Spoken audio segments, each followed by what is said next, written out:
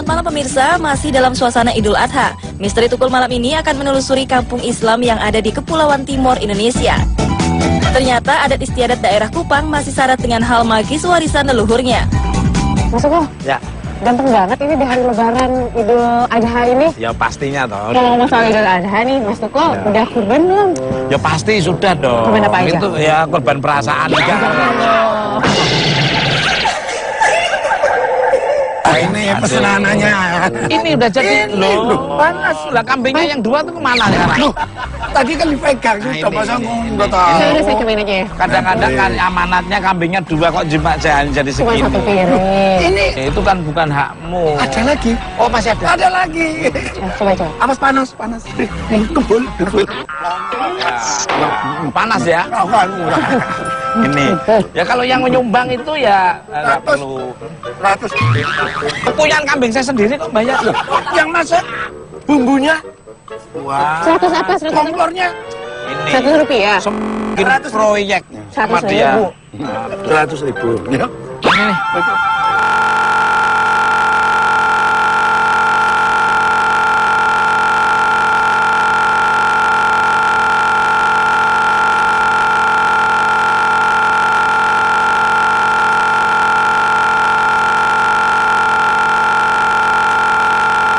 Karsono nih suka memotong hak orang lain ini. Tapi Cobain dulu, cobain.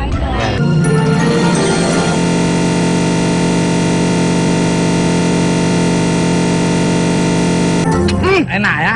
300, 1, 2, 3. Semua pengennya dapat dua.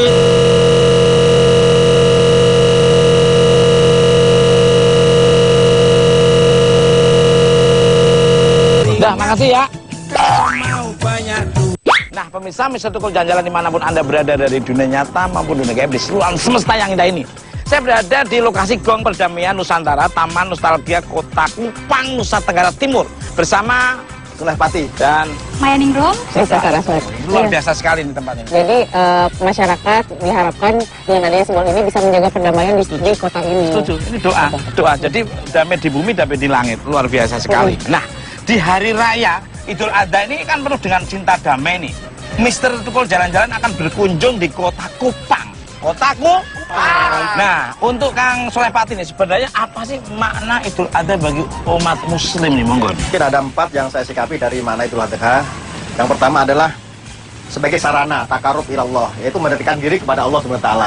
Kedua, sebagai menambah sosial untuk masyarakat yang Luar belum mampu biasa. itu kan. Betul, jadi daging seperti Mas Tukul tadi ya, biar korban. merasakan juga Ketiga, ya. melatih kesabaran, menambah kesabaran Mas. Allah kan ngasih karunia yang banyak, seperti dalam surat Al-Kautsar kan. A'udzubillahi minasyaitonir rajim. Inna a'tainakal kautsar fasholli lirabbika wanhar inna syani'aka wal abtar. Maka dirikanlah salat untuk Tuhanmu dan berkorbanlah. Nah, Luar. berkorban itu bermacam-macam, termasuk kita menyembelih kambing, menyembelih Sapi. unta dan sebagainya. Pemirsa, untuk perjalanan religi kita di kota Kupang ini kita akan kemana nih Mbak Risa enaknya nih? Jadi Mas, konon katanya ada masjid tertua di kampung Muslim di kota ini. Wah, mantep nih. Ya, di Desa Air Mata katanya. Waduh. Desa Air Mata. Nah, pemirsa, seperti apakah masjid tertua di kampung desa Air Mata? Seperti apa nanti akan terlihat masjidnya? Suasana ini terus. Minggu Tukul jalan.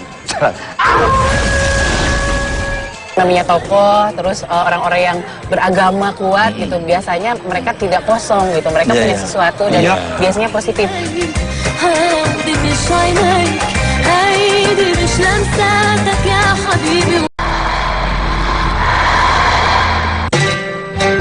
Air Mata, salah satu pemukiman Muslim yang ada di kota Kupang, Nusa Tenggara Timur.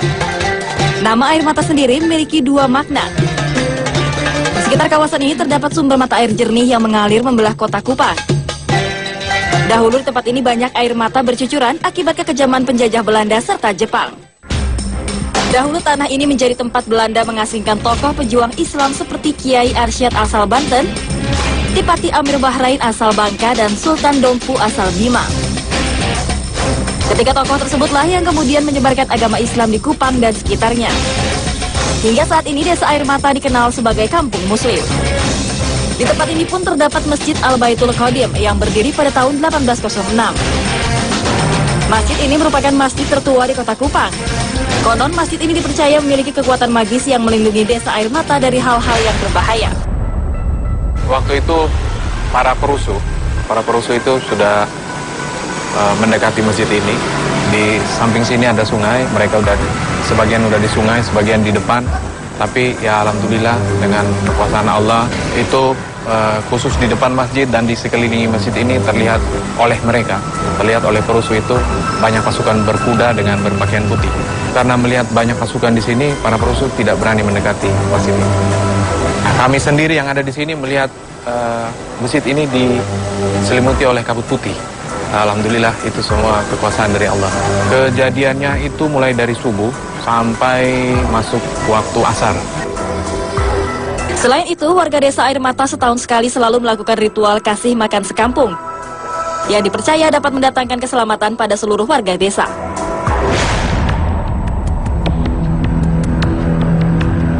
Pemirsa Mister Tukul Jalan-Jalan dimanapun Anda berada dari dunia nyata maupun dunia di seluruh semesta yang indah ini. Masjid ini selain tertua juga mempunyai kekuatan sangat magis sekali, luar biasa nih. Nah, menurut Mbak Risa dan Kang Soleh dan serta Mbak Maya Ningrum nih, energi spiritual apa yang dirasakan nih Kang Selamat ini? Di sini banyak sekali tempat-tempat mistik ya, atau tempat ritual, Mas. Ya, ini pusatnya di masjid sini, Mas. Yang saya lihat kelihatan terselubung oleh awan yang memang itu untuk bisa mengendalikan segala mara bahaya, Mas. Kelihatan dari auranya itu kayak ada awan putih menyejukkan lingkungan di sekitar sini. Kalau dari Mbak Risa nih monggo. Kalau dari pandangan saya sih Mas, memang di sini tempatnya sangat positif gitu. Sementara di tempat bagian lain di kota ini agak panas begitu. Masuk sini adem gitu Mas, kayaknya adem. Terus memang beda gitu si ininya. Saya sih pengen tahu sejarahnya kayak gimana, pengen tahu lebih dalam lagi Mas. Luar biasa. Kalau dari Mbak Maya Ningrum apa yang dirasakan? Kalau aku ngerasanya sih Mas ya, belakang ini daya tariknya luar biasa ya. Energinya cukup positif. Kalau dari aku pribadi penasaran masuk ke dalam. Harus ini nih, harus lebih dalam lagi nih. Nah, Kang Sulepati kayaknya komunikasi dengan energi yang ada di sini kayaknya. Apa nih Kang? Mohon maaf, saya mohon izin mungkin barangkali. Soalnya ada sesuatu yang memang menarik energinya untuk saya untuk kesana. Ini dari arah kiri Mas. Sama siapa yang mau diajak ini? Mungkin saya minta Mbak Ningrum untuk. Hati-hati jaga ya. Mohon izin saya Mas. Ya. Assalamualaikum Mbak. Ya, warahmatullahi wabarakatuh. Nah, pemirsa. Assalamualaikum. Waalaikumsalam. Oh, ini Pak Tukul. Warahmatullahi. Ya.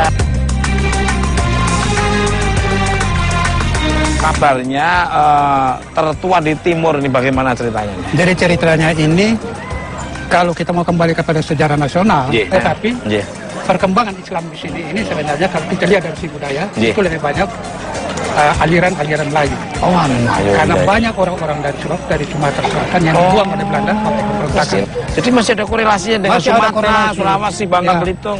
Jadi banyak sekali tokoh-tokoh yang berkumpul di sini ya. Jadi pejuang-pejuang yang ditangkap Belanda dibuang kemari, tinggal di Kampung Air Mata, meninggal di sini. Gimana Mbak Risa? Iya kan Mas, yang namanya tokoh, terus orang-orang yang beragama kuat gitu, biasanya mereka tidak kosong gitu, mereka punya sesuatu dan biasanya positif. Dan Mas Tukul bisa bayangin gimana kalau semuanya berkumpul di satu tempat, terus bakal jadi sebuah kekuatan yang besar. Izin boleh masuk Pak? Silakan. Nah, pemirsa seperti apa energi yang ada di dalam masjid tertua di Kampung Air Mata ini? Ikuti terus Mister Tukul. Sementara Mister Tukul dan Risa Saraswati ingin menelusuri bagian dalam masjid, saat ini Solepati dan Maya Ningrum mengikuti tarikan energi yang mereka rasakan di bagian lain desa Air Mata. Energi seperti apakah yang mereka rasakan pemirsa? Assalamualaikum. Waalaikumsalam. Dari tadi kan Kang Soleh ngerasain energi yang sangat kuat nih Pak di sini. Bisa dikasih tahu nggak sih Pak sebenarnya posisinya tuh di mana? Posisinya ada di sebelah kiri kita. Ini bagian timur daripada tempat kita untuk menaruh kasih makan kampung atau yang kita kenal di Jawa sana sajen. Kasih makan kampung. Iya. Tujuannya apa? Untuk menolak bala, bala penyakit. Seperti ritual ya? Ya, seperti ritual. Ya. Setiap tahun di akhir Sapar. Jadi prosesnya seperti apa Pak ritual itu Pak? Mari saya tunjukkan di sebelah sana tempat penaruhan bancak atau kemudian. Pemirsa, kita akan ke tempat lokasi yang ditunjukkan sama Bapak Muhtar. Tempatnya di sini. Dulu sebelum ada renovasi kali, di sini ada batu besar. Nah, kami menaruh Kemudian ini di sebelah kanan dan kemudian ini sebelah kiri.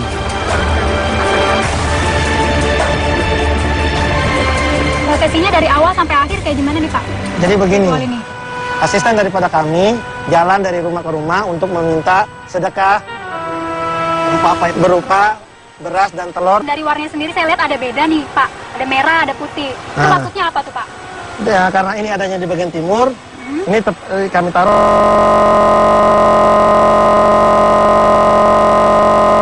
Ada berapa titik? ada 2 titik, semuanya berjumlah 4 sesajen. Nah, yang satu warna merah, warna putih, warna hijau dan warna hitam. Dia ada kita taruh di sebelah barat, benteng dekat pinggir laut. Kalau sini sebelah timur. Sebelah timur.